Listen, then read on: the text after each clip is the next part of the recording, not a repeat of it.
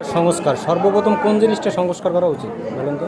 আমার সর্বপ্রথম কোন জিনিসটা সংস্কার করা উচিত? এই সর্বপ্রথম সংস্কার বলতে হচ্ছে যে আপনার ধরেন এই যে বিভিন্ন জায়গায় দলীয় নিয়োগ, এই জিনিসটা সবার আগে সংস্কার করা উচিত। আর দেশের পুলিশ সংস্কার সবার আগে প্রয়োজন। আপনার এখনও পুলিশে যতজন আছে মতোই আছে, ম্যাক্সিমামই এখনও দলান্ধভাবে আওয়ামী লীগের সাপোর্টার, ঠিক আছে? তো আমার মতো পুলিশ সংস্কারটা সবার আগে দরকার। যাই হোক, আপনার উত্তর 50-50 হয়েছে।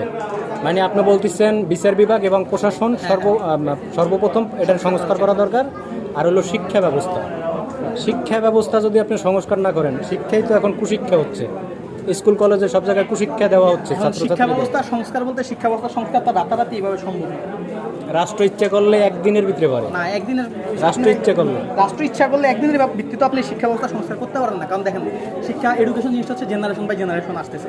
আপনি চাইলেই ধরেন আজকে একটা নতুন কারিকুলাম দিয়ে দিলেন, ঠিক আছে, উন্নত বিশ্বের সাথে তাল মিলায়, কিন্তু আপনার এর আগে যে জেনারেশনগুলো বের হয়েছে তাদেরকে আপনি কীভাবে দিবেন? তো শিক্ষা ব্যবস্থা একটা লং টার্ম প্রসেস।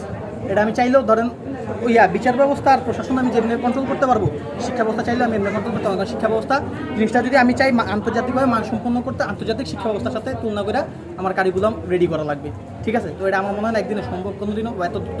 তা আমার মতে বিচার ব্যবস্থা আর প্রশাসন যত দ্রুত সম্ভব শিক্ষা ব্যবস্থাটা চাইলে অত দ্রুত সম্ভব হবে না। আচ্ছা বলেন তো।